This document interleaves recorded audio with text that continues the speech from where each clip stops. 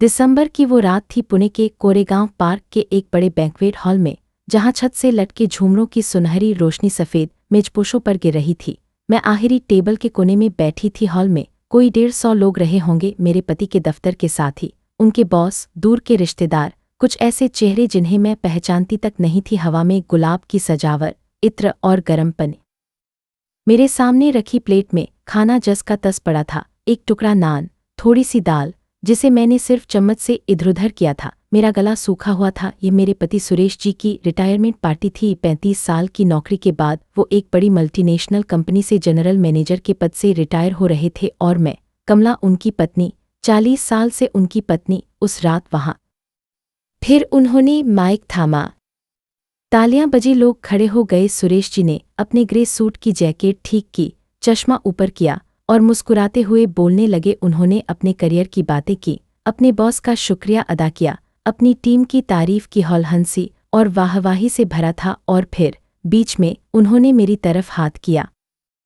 और ये है मेरी श्रीमती जी, उन्होंने कहा, और उनकी आवाज़ में वो चिरपरिचित हल्का सा तंज था जो मैं 40 साल से सुनती आई थी। कमला घर की मालकिन, इन्होंने जिंदगी में 1 रुपया नहीं कमाया, पर खर्च करने में इनका कोई मुकाबला नहीं। हॉल हंस पड़ गया। मैं कमाता रहा, ये घर संभालती रही, मतलब टीवी देखती रही। फिर से हंसी, मजाक कर रहा हूँ, पर सच कहूँ, अगर मेरी सैलरी ना होती तो ये कहीं की ना रहती। बेचारी 10वीं तक ही पढ़ी है, मैंने ही इन्हें संभाला, वरना। उन्होंने वाक्य अधूरा छोड़ दिया और कंधे उचकाए, जैसे कह रहे हों, वरना ये कुछ भी नहीं थी।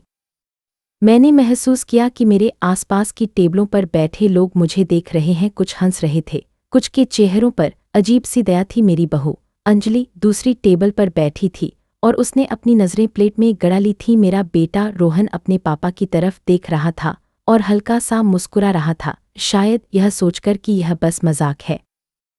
मेरे हाथ में पकड़ा पानी का गिलास हल्का सा कांपा। मेरी उंगलियों के नीचे मेजपोश का कपड़ा ठंडा और गीला था। मैंने गिलास मेज पर रख दिया। 40 साल मैंने यही सुना था, घर में, रिश्तेदारों के बीच, शादियों में, त्योहारों पर। कमला तो कुछ नहीं जानती, इसे तो पैसों की समझ ही नहीं। अच्छा हुआ मुझसे शादी हो गई, वरना मैं हर बार चुप रह जाती, मुस्कुरा देती, सिर झुका लेती।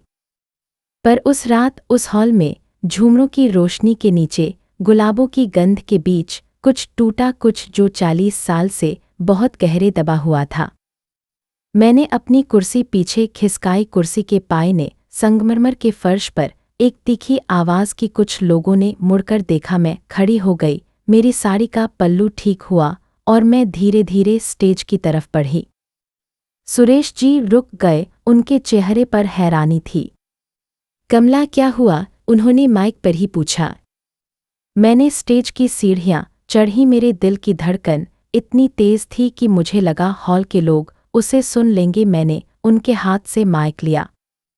थोड़ी देर, मैंने कहा। मेरी आवाज़ शांत थी, इतनी शांत कि मैं खुद हैरान थी। बस 2 मिनट, आज मुझे भी कुछ कहना है।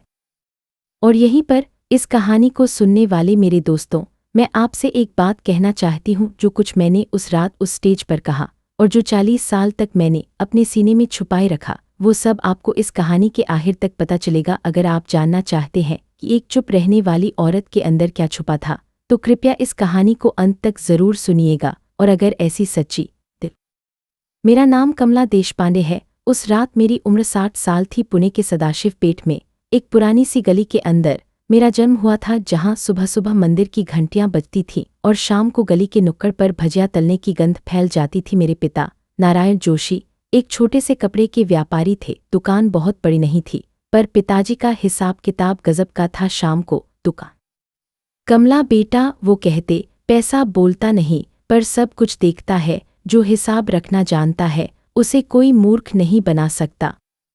मुझे संख्याओं से प्यार था। जहां मेरी बहनें गुड़ियों से खेलती थीं, मैं पिताजी की बही में लिखे आंकड़ों को देखती रहती। 9 साल की उम्र में मैं दुकान का पूरा दिन का हिसाब जोड़ देती थी, बिना किसी गलती के। पिताजी हैरान होकर अपने दोस्तों से कहते, ये लड़की तो जन्मी ही कैलकुलेटर लेकर है। पर हमारे घर में, हमारे ज़माने में, लड़कियों की पढ़ाई का कोई ज़्यादा महत्व नहीं था। मैंने 10वीं पास की। फिर पिताजी की सेहत खराब रहने लगी और मुझे घर संभालना पड़ा। पढ़ाई छूट गई पर वो जो हिसाब का हुनर था वो मेरे अंदर कहीं गहरे बैठा रहा। किसी को नहीं पता था, मुझे खुद को भी नहीं, कि एक दिन वही हुनर मुझे बचा लेगा। मुझे बगीचे में तुलसी के पौधे को पानी देना अच्छा लगता था। सुबह की पहली चाय अकेले बालकनी में बैठकर पीना, यह मेरी सबसे प्यारी आदत थी। और मुझे रेडियो पर पुराने मराठी और हिंदी गाने सुनना बेहद पसंद था। इन छोटी छोटी चीज़ों में मैं खुद को ढूंढती रहती थी, उन सालों में भी जब बाकी सब कुछ छिन गया था।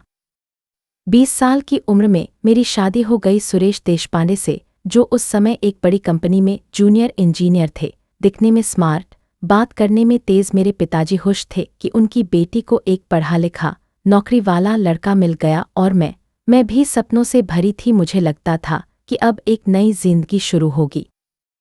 शादी के शुरुआती साल जब मैं पीछे मुड़कर देखती हूँ, कुछ धुंधले से, कुछ मीठे से लगते हैं। हम पुणे के कोथरूड इलाके में एक किराए के 2 कमरों के फ्लैट में रहते थे। सुरेश जी सुबह साइकिल से दफ्तर जाते और मैं दरवाजे पर खड़ी होकर उन्हें जाते देखती। शाम को जब वो लौटते तो मैं गर्मा-गर्म पिठले भाकरी बनाकर रखती। बालकनी में एक छोटा सा गैस चूल्हा था और पहले साल हम बहुत हंसते थे। रविवार को हम दोनों तुलसी बाग जाते, वहां से सस्ते बर्तन और साड़ियां खरीदते। सुरेश जी कभी कभी मुझे भेलपुरी खिलाने ले जाते और कहते, एक दिन कमला, हम बड़े घर में रहेंगे, कार होगी, तुम रानी की तरह रहोगी। मैं हंसकर कहती, मुझे रानी नहीं बनना, बस साथ रहना है। मुझे याद है शादी के दूसरे साल जब रोहन पैदा हुआ, अस्पताल के उस छोटे से कमरे में जब नर्स ने उसे मेरी गोद में रखा तो सुरेश जी की आंखों में आंसू थे। उन्होंने मेरा हाथ पकड़कर कहा, कमला, तुमने मुझे सब कुछ दे दिया। उस पल मुझे लगा कि दुनिया में मुझसे भाग्यशाली कोई औरत नहीं। उन दिनों में एक और बात थी जो मुझे खुशी देती थी। सुरेश जी की तनख्वाह ज्यादा नहीं थी, पर घर का सारा हिसाब मैं संभालती थी। कितना राशन में गया, कितना दूध वाले को दिया, कितना बचाना है, सब मेरे दिमाग में रहता। और मैं हर महीने थोड़ा थोड़ा बचाकर एक पुराने स्टील के डिब्बे में रखती थी, जो मैंने आटे के कनस्तर के पीछे छुपा रखा था। एक शाम सुरेश जी ने वो डिब्बा देख लिया। उसमें उस समय तक कोई 3000 रुपये जमा हो गए थे। ये क्या है? उन्होंने पूछा। बचत, मैंने गर्व से कहा। मैं हर महीने थोड़ा थोड़ा रख रही हूँ मुसीबत के लिए। वो हंसे, पर उस हंसी में कुछ अलग था। अरे, तू क्या बचाएगी? 2 रुपये की समझ नहीं तुझे? ये पैसा मुझे दे, मैं इसे सही जगह लगाऊंगा। मैंने डिब्बा उन्हें दे दिया। उस समय मुझे यह प्यार लगा कि वो मेरी फिक्र कर रहे हैं। मुझे नहीं पता था कि यह पहला संकेत था, पहली ईंट जो एक बहुत बड़ी दीवार बनने वाली थी, एक ऐसी दीवार जो हमारे बीच खड़ी हो जाएगी। उन शुरुआती सालों में मैंने अपने सारे सपने सुरेश जी के सपनों में मिला दिए। मैंने सोचा, मेरी खुशी उनकी खुशी में है, मेरा भविष्य उनके भविष्य में है। मैंने अपनी बही, अपने हिसाब, अपने वो 9 साल की उम्र में सीखे हुनर सब एक कोने में रख दिए। मुझे लगा कि अब उनकी ज़रूरत नहीं, मैं गलत थी।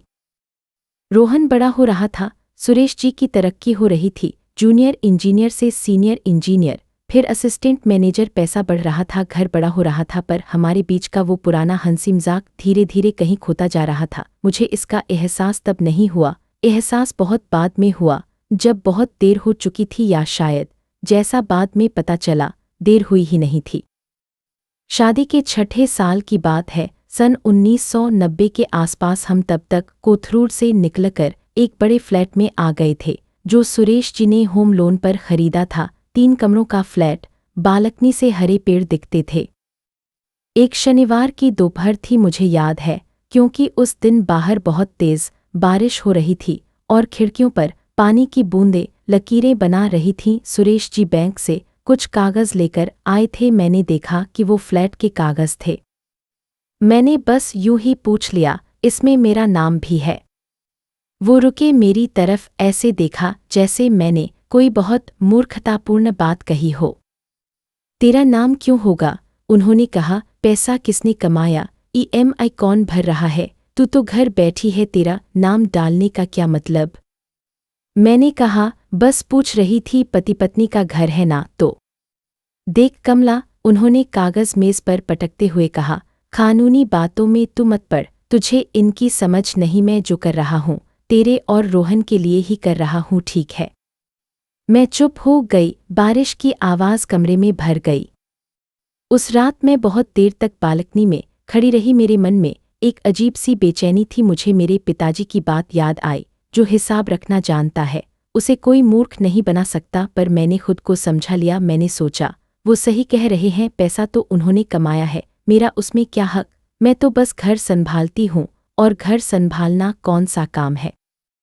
यह वो सोच थी जो उस जमाने की हर औरत के दिमाग में डाल दी गई थी कि घर का काम कोई काम नहीं, कि बच्चा पालना कोई योगदान नहीं, कि जो पैसा नहीं कमाता उसका घर पर कोई हक नहीं। मैंने वो बेचैनी दबा दी। मैंने खुद को मना लिया कि यह प्यार है, हिफाजत है। पर उस रात कहीं गहरे मेरे अंदर एक छोटी सी आवाज़ ने कहा, कमला, अपनी बचत मत रोकना। अगली सुबह मैं बाजार गई और वहाँ सदाशिव पेट की उसी पुरानी गली में एक छोटे से डाकघर में मैंने अपने नाम से एक बचत खाता खुलवाया। सिर्फ 50 रुपये से। किसी को नहीं बताया, सुरेश जी को नहीं, रोहन को नहीं, किसी को नहीं। उस दिन मुझे नहीं पता था कि यह छोटा सा कदम, यह 50 रुपये का खाता 40 साल बाद उस बैंक्वेट हॉल के स्टेज तक ले जाएगा। मुझे बस इतना पता था कि मुझे कुछ बचाना है, अपने लिए, सिर्फ अपने लिए। पहली दरार पड़ चुकी थी। मैंने उस पर प्लास्टर लगा दिया था, पर दरार होती है, वो भरती नहीं, वो फैलती है। और मुझे यह बात बहुत जल्दी समझ आने वाली थी। शादी के 12वें साल की बात है। मेरे पिताजी का देहांत हो गया। वो आखिरी दिनों में बहुत कमज़ोर हो गए थे। दुकान बेच दी गई थी, पर पिताजी ने एक चीज़ छोड़ी थी, सदाशिव पेट में एक पुराना 2 मंजिला मकान जो उनके दादा ने बनवाया था। और अपनी वसीयत में पिताजी ने वो मकान मेरे नाम कर दिया था, सिर्फ मेरे। मुझे आज भी याद है, वकील के दफ्तर में जब वसीयत पढ़ी गई, छोटा सा कमरा था, पंखे की आवाज़, पुरानी फाइलों की गंध। वकील साहब ने कहा, ये मकान अब कमला जी का है। पूरी तरह से मेरी आंखों में आंसू आ गए। मेरे पिताजी ने आखिरी वक्त तक मुझ पर भरोसा किया था। घर आकर मैंने सुरेश जी को बताया। उनकी आंखें चमक उठी। अरे वाह, उन्होंने कहा, अच्छा है, वो मकान बेच देते हैं। उस पैसे से मैं एक अच्छी जगह इन्वेस्ट कर दूंगा, शेयर मार्केट में पैसा 2 गुना हो जाएगा। मैंने कहा, पर सुरेश जी, ये पिताजी की निशानी है, मेरे दादा का बनवाया हुआ। निशानी विशानी छोड़, उन्होंने बात काटी। इमोशनल मत बन, ये तेरी सोच का ही तो प्रॉब्लम है। पैसे को पैसे की तरह देख। वो मकान पुराना है, गिरने वाला है, उसमें रखा क्या है? अगले कुछ हफ्तों तक यही बात चलती रही। रोज़ खाने की मेज़ पर, रात को सोने से पहले, सुबह चाय के वक्त, मकान बेच दो, पैसा बर्बाद हो रहा है, मेरी बात मानो। और एक दिन उन्होंने अपने वकील को घर बुला लिया, कागज़ तैयार करवा लिए और मेरे सामने रख दिए। बस यहाँ दस्तखत कर दे, उन्होंने कलम मेरी तरफ बढ़ाते हुए कहा। मैंने कागज़ देखे। वो पावर ऑफ अटॉर्नी थी। मकान बेचने का पूरा अधिकार सुरेश जी के नाम, और नीचे एक और कागज़ था जिसमें लिखा था कि बिक्री का सारा पैसा सुरेश जी के बैंक खाते में जाएगा। मेरा हाथ रुक गया। सुरेश जी की आवाज़ धीमी और तीखी हो गई। कमला, तेरे भले के लिए कह रहा हूँ, तुझे इन चीज़ों की समझ नहीं। पूरी जिंदगी मैंने तुझे संभाला है, अब भी मुझ पर भरोसा नहीं। रोहन उस वक्त 12 साल का था। वो कमरे में खेल रहा था। सुरेश जी ने उसकी तरफ इशारा किया। इसके भविष्य के बारे में सोच, तेरी जिद की वजह से इसका नुकसान होगा। बच्चे का नाम, यह सबसे बड़ा हथियार था। मैंने दस्तखत कर दिए। वो मकान बिका 15 लाख रुपए में, जो उस जमाने में बड़ी रकम थी। पूरा पैसा सुरेश जी के खाते में गया। मैंने पूछा कि इन्वेस्टमेंट कैसा चल रहा है? हर बार जवाब मिलता, अच्छा चल रहा है, तू चिंता मत कर। फिर कुछ महीनों बाद पता चला कि शेयर मार्केट में उन्हें भारी नुकसान हुआ, पैसा डूब गया। कितना डूबा, यह उन्होंने कभी नहीं बताया। मेरे पिताजी की निशानी, मेरे दादा का बनवाया मकान, सब चला गया। और मैं चुप रही। क्यों? क्योंकि मुझे सिखाया गया था कि अच्छी पत्नी सवाल नहीं करती। क्योंकि मुझे डर था, क्योंकि मेरे पास रोहन था और मैं नहीं चाहती थी कि घर में कलह हो। रात जब सुरेश जी सो गए, मैं उठकर उस डाकघर की पासबुक निकालकर देखने लगी। 50 रुपये से शुरू हुआ खाता, अब उसमें कुछ 1000 रुपये थे। मेरी छुपाई हुई बचत, राशन में से चुरा चुरा कर, दर्जी को दिए पैसों में से बचा बचाकर जमा किए हुए मैंने पासबुक को सीने से लगा लिया और मन ही मन कहा, पिताजी, आपका मकान चला गया पर आपका सिखाया हुआ हिसाब वो अभी। शादी के 21वें साल की बात है। रोहन अब बड़ा हो गया था, कॉलेज में था। सुरेश जी की तरक्की और तेज हो गई थी, वो अब मैनेजर बन गए थे। अच्छी तनख्वाह, कंपनी की कार। हम एक और बड़े फ्लैट में शिफ्ट हो गए थे, बानेर के एक पॉश इलाके में। उस साल मेरी माँ बीमार पड़ी, उन्हें दिल की तकलीफ थी और ऑपरेशन कराना था। मेरे भाई की हालत उस समय अच्छी नहीं थी, उसका खुद का कारोबार डूब गया था। माँ के इलाज के लिए कोई 1.5 लाख रुपए चाहिए थे। मैंने सुरेश जी से बात की बहुत हिम्मत करके। मेरी माँ का ऑपरेशन है, मैंने कहा, क्या हम मदद कर सकते हैं? बाद में मैं धीरे धीरे लौटा दूंगी। वो अखबार पढ़ रहे थे, उन्होंने अखबार से नज़र भी नहीं उठाई। तेरी माँ तेरा मायका, उन्होंने कहा, उसमें मैं पैसा क्यों लगाऊं? तेरे भाई से बोल, वो कहाँ है? भाई की हालत ठीक नहीं है, आप जानते हैं। तो मैं क्या करूं? मैं कोई बैंक हूं? उन्होंने अखबार पलटा, और वैसे भी तेरे पास लौटाने को है क्या? तू तो कुछ कमाती नहीं, लौटाएगी कैसे? हवा से। मैं वहीं खड़ी रह गई। रसोई से दाल के तड़के की गंध आ रही थी जो मैंने चढ़ा रखी थी, और उस गंध के बीच मेरे अंदर कुछ चलने लगा। ठीक है, मैंने बस इतना कहा और रसोई में चली गई। उस रात मैंने अपनी डाकघर की पासबुक निकाली, 20 साल की छुपी हुई बचत उसमें अब 40,000 रुपये थे। मैंने अपने सारे गहने भी निकाले जो मेरी माँ ने मुझे शादी में दिए थे, जो मेरी दादी के थे। मैं अगले दिन एक सुनार के पास गई और चुपचाप वो गहने बेच दिए। 90,000 रुपये मिले। 40,000 बचत, 90,000 गहनों के, और बाकी 20,000 मैंने अपनी एक पुरानी सहेली से उधार लिए। 1.5 लाख जोड़कर मैंने अपनी माँ का ऑपरेशन कराया। सुरेश जी को कभी नहीं बताया कि पैसा कहाँ से आया, उन्होंने पूछा भी नहीं, शायद उन्हें फर्क ही नहीं पड़ता था। माँ का ऑपरेशन सफल रहा, वो कुछ और साल जी गईं। पर उस रात जब सुनार को गहने बेचकर मैं घर लौटी, मैं बालकनी में अकेली बैठी थी। रात के 2 बज रहे थे, आसमान में हल्का सा चांद था। मेरे गहने चले गए थे, मेरी दादी की निशानी, मेरी माँ का प्यार, और मैं रोई, बहुत रोई, इतना कि मेरा दुपट्टा भीग गया। पर उन्हीं आंसुओं के बीच कुछ बदला। मैंने अपने आंसू पोंछे और खुद से एक वादा किया, कमला, अब बहुत हुआ। तू गहने बेचती रही, बचत छुपाती रही, चुप रहती रही। अब कुछ बड़ा करना होगा तुझे, अपने पैरों पर खड़ा होना होगा, ऐसा कुछ कि दुनिया की कोई ताकत तुझसे तेरा हक न छीन सके।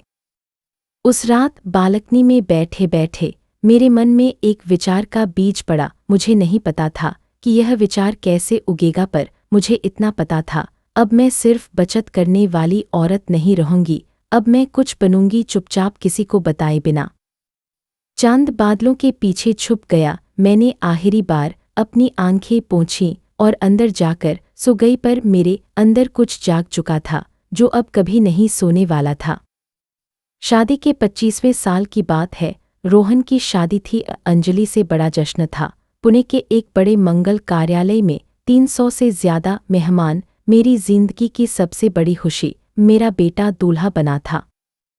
शादी से पहले लेनदेन की बात चल रही थी। अंजलि के परिवार वाले अच्छे लोग थे। सगाई की रस्म में उन्होंने कुछ उपहार दिए, कुछ गहने। रस्मों के बीच अंजलि की माँ ने मुझसे प्यार से बात की और पूछा, समधन जी, आपकी तरफ से कोई रस्म?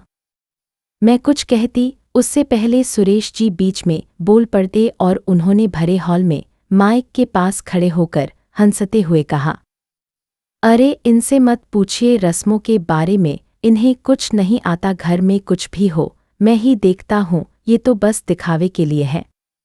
लोग हंसे, कुछ रिश्तेदार भी हंसे। फिर उन्होंने और आगे बढ़कर कहा, मैंने तो इनके साथ पूरी जिंदगी काट दी, 10वीं पास, न कोई हुनर न कोई समझ, भगवान भला करे मेरा जो मैंने इन्हें संभाला, वरना ये तो। अंजलि की माँ का चेहरा उतर गया। उन्होंने असहज होकर मेरी तरफ देखा। मेरी बहन जो वहाँ बैठी थी उसने मुंह फेर लिया और मैं वहीं खड़ी थी अपने बेटे की शादी के मंडप के पास। 300 लोगों के सामने एक हार पहने, चेहरे पर मुस्कान चिपकाए, जबकि अंदर से कोई मुझे टुकड़े टुकड़े कर रहा था। रोहन ने अपने पापा को रोकने की कोशिश की। पापा, बस करिए ना। अरे मैं मजाक कर रहा हूँ, सुरेश जी ने हंसते हुए कहा। कमला बुरा नहीं मानती है ना कमला। सबकी नज़रें मुझ पर। मैंने मुस्कुराते हुए सिर हिला दिया। हाँ, मैंने कहा, मजाक ही तो है। पर वो मजाक नहीं था, वो मेरी आत्मा पर एक और घाव था, और वो घाव सबके सामने दिया गया था। यही सबसे बड़ी तकलीफ थी कि मेरी बेइज्जती अब निजी नहीं रही थी, वो सार्वजनिक हो गई थी। लोग मुझे बेचारी कमला के रूप में देखते थे। वो देखो, सुरेश की पत्नी बेचारी को कुछ नहीं आता। उस रात शादी के बाद जब सब चले गए और घर खाली हो गया, मैं अपने कमरे में बैठी थी। आईने के सामने मैंने अपना चेहरा देखा। 45 साल की एक औरत, जिसकी आंखों के नीचे हल्के काले घेरे थे, जिसके बाल सफ़ेद होने लगे थे। और मैंने खुद से पूछा, कमला, तू कौन है? क्या तू सच में इतनी बेकार है जितना ये कहते हैं? और अंदर से जवाब आया, नहीं। मुझे मेरे पिताजी की आवाज़ याद आई। मुझे वो 9 साल की लड़की याद आई जो दुकान का पूरा हिसाब जोड़ देती थी। मुझे वो डाकघर का खाता याद आया। वो छुपाई हुई बचत याद आई। मैं बेकार नहीं थी, मैं सिर्फ चुप थी, और चुप्पी को कमज़ोरी समझ लिया गया था। उस रात मैंने आईने के सामने बैठकर एक फ़ैसला किया जो मेरी ज़िंदगी बदलने वाला था। मैंने तय किया कि अब मैं सच में कुछ करूँगी। छुप छुप कर बचत करने से आगे मैं खुद को इतना मजबूत बनाऊंगी कि किसी की भी हंसी मुझे ना तोड़ सके। और सबसे ज़रूरी, मैं यह किसी को नहीं बताऊंगी, ना सुरेश जी को, ना रोहन को, ना किसी को। जिस दिन दुनिया को पता चलेगा उस दिन मैं तैयार रहूंगी। अंदर की टूटन उसी रात से शुरू हुई, पर टूटन के साथ साथ कुछ और भी बनने लगा, कुछ बहुत मजबूत। अगली सुबह से मेरा असली सफ़र शुरू हुआ, और यह सफ़र 15 साल चला। सबसे पहले मैंने पढ़ाई शुरू की। 45 साल की उम्र में मैंने चुपचाप एक ओपन स्कूल से 12वीं की परीक्षा की तैयारी शुरू की। दोपहर में जब सुरेश जी दफ्तर में होते और घर के काम खत्म हो जाते, मैं किताबें निकालकर पढ़ती। कॉमर्स की किताबें, अकाउंटिंग, बुककीपिंग, अर्थशास्त्र। जो हिसाब का हुनर मेरे अंदर बचपन से था, अब उसे मैं शक्ल दे रही थी। एक साल में मैंने 12वीं पास की। कॉमर्स में अच्छे नंबरों से सर्टिफिकेट आया तो मैंने उसे अपनी अलमारी के सबसे नीचे वाले खाने में पुरानी साड़ियों के नीचे छुपा दिया। सुरेश जी को कभी पता नहीं चला। फिर मैंने एक छोटा सा काम शुरू किया। हमारे मोहल्ले में एक महिला थी, सुनीता ताई, जो एक छोटा सा सिलाई और अचार का व्यापार चलाती थी, पर उनका हिसाब किताब बिखरा हुआ था। मैंने उनकी मदद करनी शुरू की, मुफ्त में। पहले पहल उनके बहीखाते ठीक किए, हिसाब जमाया, उन्हें बताया कि कहाँ फ़ायदा है, कहाँ नुकसान। सुनीता ताई हैरान रह गई। कमला, तू तो कमाल की है, उन्होंने कहा। तेरे आने के बाद मेरा धंधा दोगुना हो गया। धीरे धीरे बात फैली। मोहल्ले के छोटे दुकानदार, महिलाएं जो घर से छोटा मोटा काम करती थीं, सब मेरे पास आने लगे अपना हिसाब ठीक करवाने में। थोड़ी थोड़ी फीस लेने लगी। 50 रुपये, 100 रुपये, पर वो पैसा मेरा था, मेरा कमाया हुआ। यह पैसा मैं सीधे उस डाकघर के खाते में नहीं डालती थी। मैंने एक नया बैंक खाता खोला, ऐसे बैंक में जहां सुरेश जी का कोई लेना देना नहीं था, और वहां मैंने धीरे धीरे पैसा जमा करना शुरू किया। पर मैं सिर्फ जमा नहीं कर रही थी, मैं सीख भी रही थी। मैंने निवेश के बारे में पढ़ना शुरू किया। एफडी, म्यूचुअल फंड, शेयर, सोना, ज़मीन में अखबार का बिजनेस पेज पढ़ती। मैं बैंक जाकर मैनेजर से सवाल पूछती। शुरू में लोग मुझे अजीब नज़र से देखते, एक अधेड़ उम्र की गृहिणी जो निवेश के सवाल पूछ रही है, पर मैंने परवाह नहीं की। मेरा पहला बड़ा निवेश था एक एफडी 50,000 रुपये की, जो मैंने 5 साल में जमा किए थे। फिर मैंने म्यूचुअल फंड में एसआईपी शुरू किया, हर महीने 2,000 रुपये। यह रकम धीरे धीरे बढ़ती गई जैसे जैसे मेरा काम बढ़ता गया। सबसे बड़ा कदम मैंने 50 साल की उम्र में उठाया। सुनीता ताई और मैंने मिलकर एक छोटा सा अचार पापड़ का ब्रांड शुरू किया। आजी का स्वाद। मैं हिसाब और मार्केटिंग देखती, वो प्रोडक्शन। यह छोटा सा व्यापार धीरे धीरे बढ़ता गया। हमने कुछ दुकानों में सप्लाई शुरू की, फिर कुछ, और 5 साल में यह अच्छा खासा व्यापार बन गया।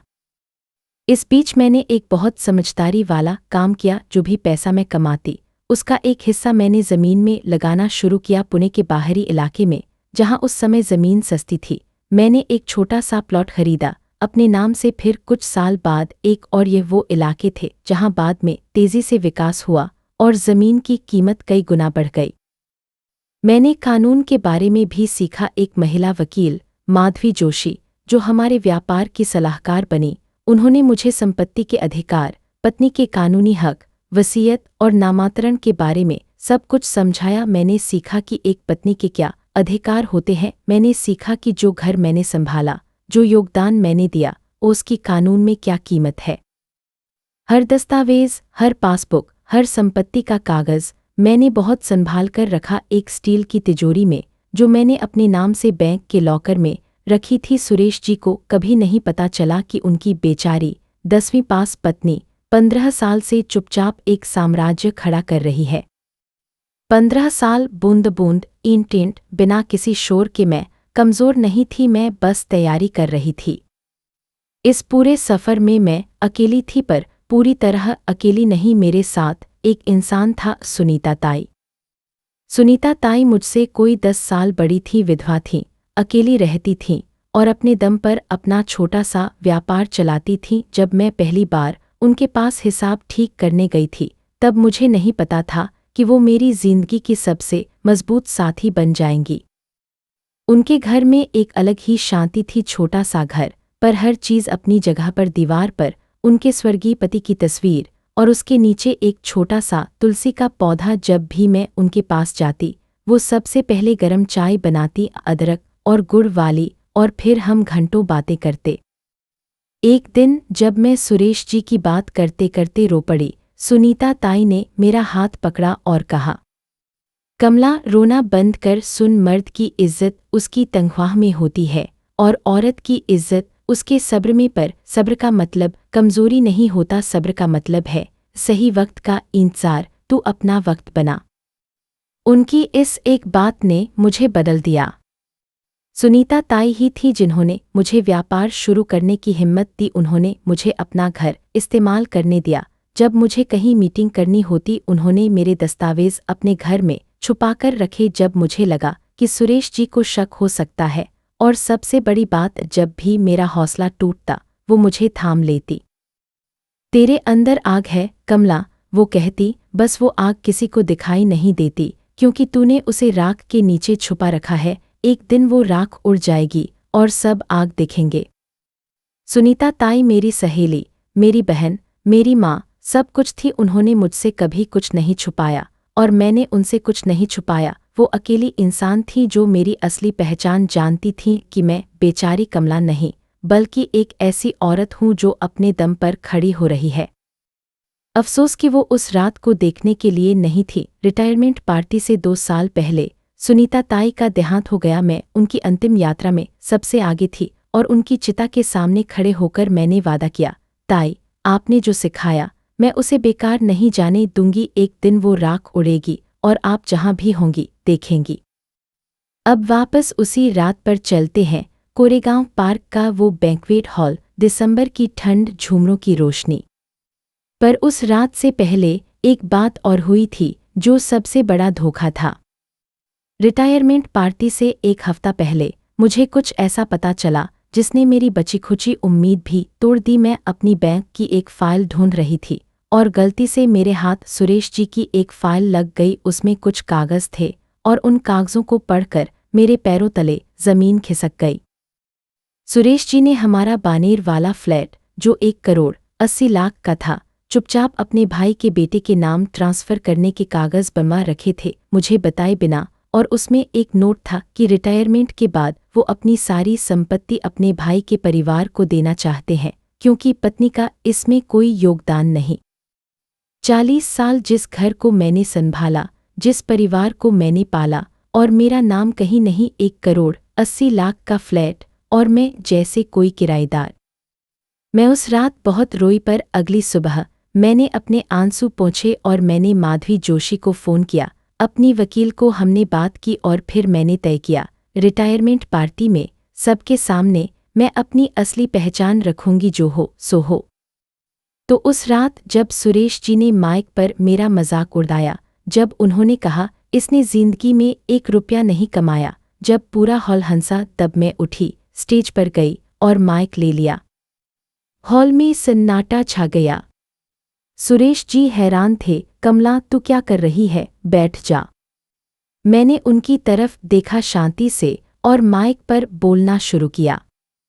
नमस्कार सबको। मेरी आवाज़ कांप नहीं रही थी। मैं कमला देशपांडे, इनकी पत्नी 40 साल से। लोगों ने एक दूसरे को देखा।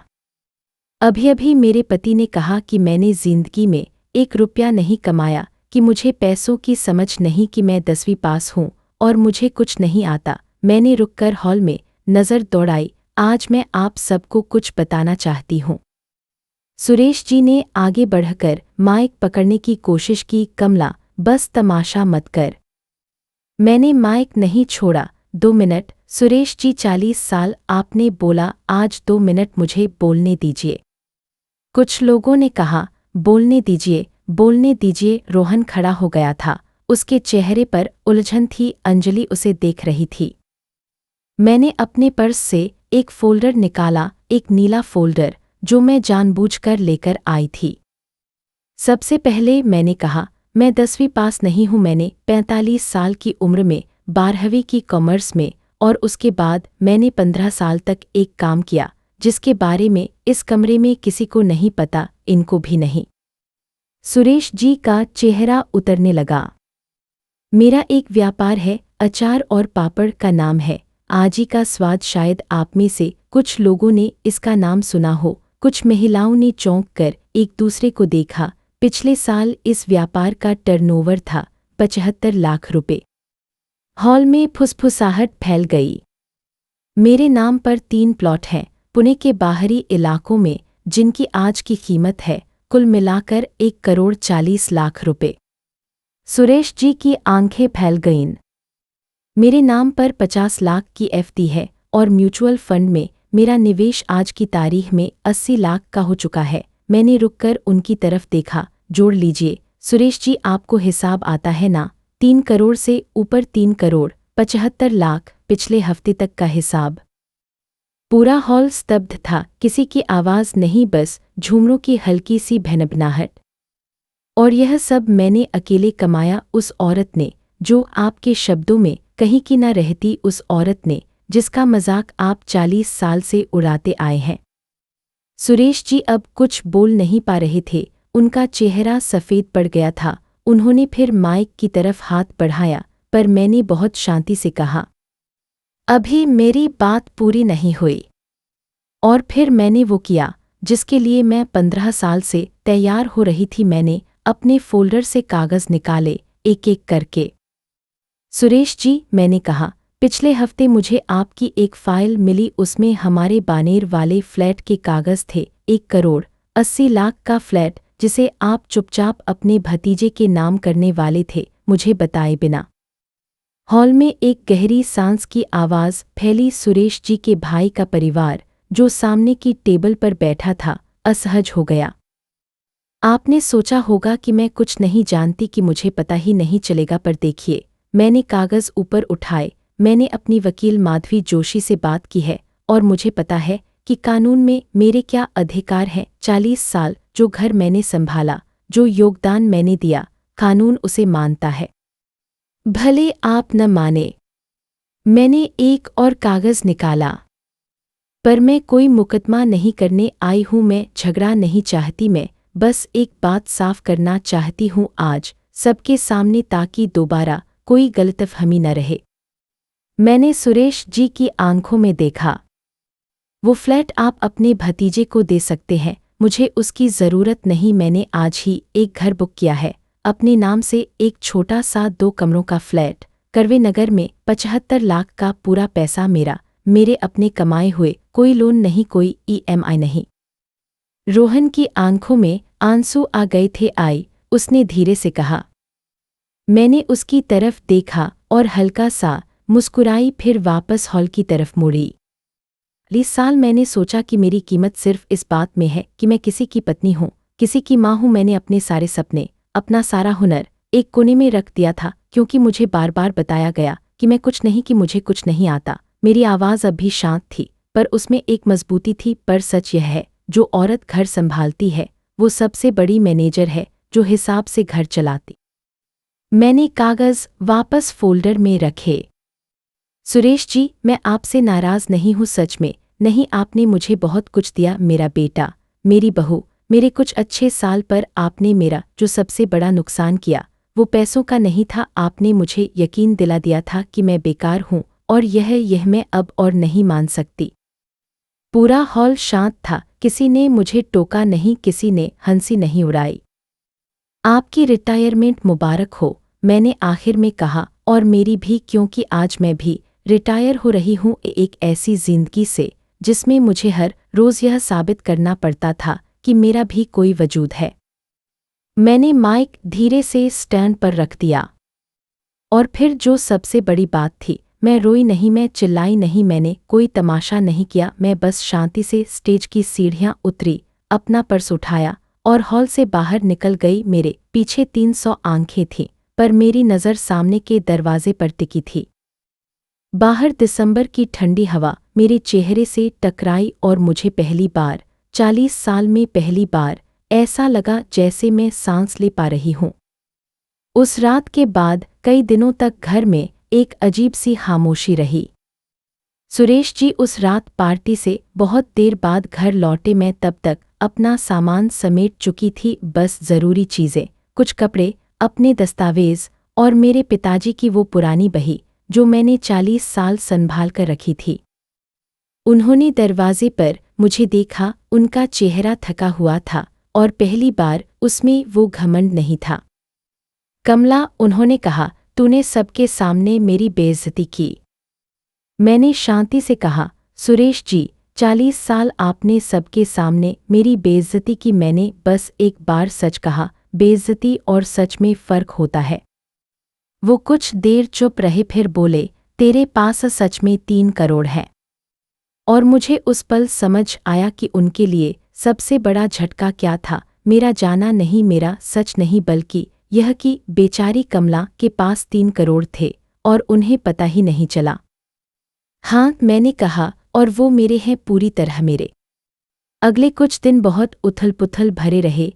रिश्तेदारों के फ़ोन आने लगे। कुछ लोगों ने सुरेश जी का साथ दिया। औरत को इस तरह पति को शर्मिंदा नहीं करना चाहिए, पर हैरानी की बात यह थी कि बहुत से लोग मेरे साथ थे, खासकर औरतें। मेरी बहन ने फ़ोन करके रोते हुए कहा, कमला, तूने वो कह दिया जो हम सब जीवन भर कहना चाहती थी पर कह न सकी। तू हम सबकी आवाज़ बन गई। अंजलि, मेरी बहू, अगले ही दिन मेरे पास आई। उसने मेरा हाथ पकड़ा और कहा, आई, मुझे माफ़ कर दीजिए, मैंने भी कभी आपको समझने की कोशिश नहीं की। मैंने भी वही देखा जो सब दिखाते थे, पर अब मुझे पता है आप कौन हैं। सबसे मुश्किल बात रोहन के साथ थी। मेरा बेटा, वो कई दिन तक मुझसे ठीक से बात नहीं कर पाया। एक शाम वो मेरे पास आया और उसकी आंखें लाल थीं। आई, उसने कहा, मैं भी तो हंसता था पापा के मजाक पर, मैंने भी कभी नहीं रोका। मैंने सोचा वो सच में मजाक है, पर वो मजाक नहीं था ना। आप हर बार अंदर से टूटती थी। मैंने उसका सिर सहलाया जैसे बचपन में सहलाती थी। रोहन, तू छोटा था, तुझे नहीं पता था, पर अब तू जानता है, और मैं चाहती हूँ कि तू अंजलि को कभी वैसा महसूस न कराए जैसा मुझे कराया गया। बस यही मेरी इच्छा है। वो रो पड़ा मेरी गोद में सिर रखकर। एक 30 साल का आदमी एक बच्चे की तरह रोया, और मुझे लगा कि शायद यही सबसे बड़ी जीत थी कि मेरा बेटा समझ गया। अगले कुछ महीनों में बहुत कुछ बदला। सुरेश जी ने बानेर वाला फ्लैट अपने भतीजे के नाम करना रोक दिया। शायद उन्हें एहसास हुआ कि यह गलत था, या शायद उन्हें डर था कि मैं कानूनी रास्ता अपनाऊंगी, पर मैंने कोई मुकदमा नहीं किया। मुझे उस फ्लैट की ज़रूरत नहीं थी, मेरे पास अपना घर था। मेरे आजी का स्वाद व्यापार की उस रात के बाद अजीब सी चर्चा हो गई। जिन लोगों ने पार्टी में मेरी कहानी सुनी थी उन्होंने दूसरों को बताई। स्थानीय अखबार में एक छोटा सा लेख भी आया। पुणे की गृहिणी जिसने 60 की उम्र में बनाया अपना साम्राज्य। उसके बाद मेरे व्यापार को नए ऑर्डर मिलने लगे। अगले साल हमारा टर्नओवर 75 लाख से बढ़कर 1 करोड़ 20 लाख हो गया। मैंने करवे नगर वाले अपने फ्लैट में शिफ्ट किया। 2 कमरों का छोटा सा फ्लैट, तीसरी मंजिल पर एक अच्छी सी बालकनी के साथ, जहां से सामने एक गुलमोहर का पेड़ दिखता था। मैंने उसे अपनी पसंद से सजाया। हल्के रंग की दीवारें, एक कोने में तुलसी का पौधा और बैठक में मेरे पिताजी की एक तस्वीर, जिसके नीचे मैंने वो पुरानी बही रख दी। सुरेश जी और मेरे बीच रिश्ता पूरी तरह टूटा नहीं, हमने तलाक नहीं लिया, पर हम अलग रहने लगे। कभी कभी वो फ़ोन करते, खासकर त्योहारों पर, और एक दिन कोई 6 महीने बाद वो मेरे नए घर आए। वो बालकनी में खड़े होकर बहुत देर तक चुप रहे, फिर बोले, कमला, मैंने तेरे साथ अच्छा नहीं किया। मुझे लगता था कि पैसा कमाना ही सब कुछ है, कि जो कमाता है वही बड़ा है, पर तूने बिना शोर किए वो सब किया जो मैं कभी नहीं कर पाया। मैंने उन्हें चाय बनाकर दी, अदरक और गुड़ वाली, जैसी सुनीता ताई बनाती थी। सुरेश जी, मैंने कहा, मैं आपसे बदला लेने नहीं निकली थी, मैं बस खुद को बचाने निकली थी। फ़र्क यह है, बदला दूसरे को गिराता है और खुद को बचाना खुद को खड़ा करता है। उन्होंने चाय पी और जाते जाते बोले, रोहन कहता है तू अब पहले से ज़्यादा खुश दिखती है। मैंने मुस्कुराकर कहा, हाँ, शायद इसलिए कि अब मुझे किसी को कुछ साबित नहीं करना। रोहन और अंजलि अक्सर मेरे पास आने लगे। अंजलि ने मेरे व्यापार में दिलचस्पी दिखाई और अब वो मेरे साथ मार्केटिंग का काम देखती है। मैंने उसे वही सब सिखाया जो मैंने 15 साल में सीखा था, हिसाब, निवेश, आत्मनिर्भरता। एक दिन अंजलि ने कहा, अगर आप न होती तो मुझे कभी पता न चलता कि एक औरत खुद क्या कर सकती है। और उस पल मुझे लगा कि सुनीता ताई सही कहती थीं, राख उड़ गई थी और सबने आग देखी थी। आज जब मैं यह कहानी सुना रही हूँ, मेरी उम्र 62 साल है। मैं अपने करवे नगर वाले छोटे से फ्लैट में रहती हूँ। सुबह 5 बजे उठ जाती हूँ। यह आदत बचपन से है। सबसे पहले तुलसी को पानी देती हूँ, फिर बालकनी में आकर बैठती हूँ और अपने लिए एक कप चाय बनाती हूँ, अदरक और गुड़ वाली। गुलमोहर का पेड़ अब पूरा खिल गया है। सुबह की हल्की धूप उसकी लाल नारंगी पत्तियों से छनकर मेरी बालकनी में आती है। नीचे सड़क पर दूधवाला अपनी साइकिल की घंटी बजाता हुआ जाता है। कहीं दूर से मंदिर की घंटियों की आवाज़ आती है और मैं अपनी चाय के धीमे धीमे घूंट लेते हुए इस शांति में डूब जाती हूँ। यह कोई बड़ी जीत नहीं है, कोई शानदार महल नहीं, कोई बदले की कहानी नहीं। यह बस एक शांत, अपनी मेहनत से कमाई हुई आज़ादी है। मेरा व्यापार अब अच्छा चल रहा है। मेरे साथ 20 औरतें काम करती हैं, ज़्यादातर वो जिन्हें उनके परिवारों ने कभी बेकार समझा था। मैं उन्हें सिर्फ रोज़गार नहीं देती, मैं उन्हें हिसाब सिखाती हूँ, निवेश सिखाती हूँ, अपने पैरों पर खड़ा होना सिखाती हूँ। हर महीने हम एक बार मिलती हैं, चाय पीती हैं और अपनी अपनी कहानियाँ बांटती हैं। मेरे नाम पर आज कुल मिलाकर लगभग 4 करोड़ की संपत्ति है, पर सच कहूँ वो संख्या मेरे लिए सबसे बड़ी चीज़ नहीं है। सबसे बड़ी चीज़ वो सुबह की चाय है, जिसे पीते हुए मुझे किसी की हंसी का, किसी के तंज का, किसी के मजाक का डर नहीं रहता। रोहन और अंजलि हर रविवार आते हैं, कभी कभी सुरेश जी भी आ जाते हैं। हम अब पति पत्नी की तरह नहीं, पर एक अजीब से सम्मान के साथ मिलते हैं। जिंदगी ने हमें अलग अलग रास्तों पर ला खड़ा किया है, पर उसमें अब कड़वाहट नहीं है। शाम को जब सूरज गुलमोहर के पीछे ढलता है, मैं फिर बालकनी में आती हूँ एक और कप चाय के साथ, और मैं अपने पिताजी की तस्वीर की तरफ देखती हूँ और सुनीता ताई को याद करती हूँ और मुस्कुरा देती हूँ। देख लिया पिताजी, मैं मन ही मन कहती हूँ, आपकी वो 9 साल की लड़की जो हिसाब जोड़ती थी और उसे आखिर में कोई मूर्ख नहीं बना सका। हवा में गुलमोहर की हल्की महक है, चाय गर्म है और मेरे अंदर 40 साल बाद आखिरकार पूरी तरह शांति है। अब मैं सीधे आपसे बात करना चाहती हूँ।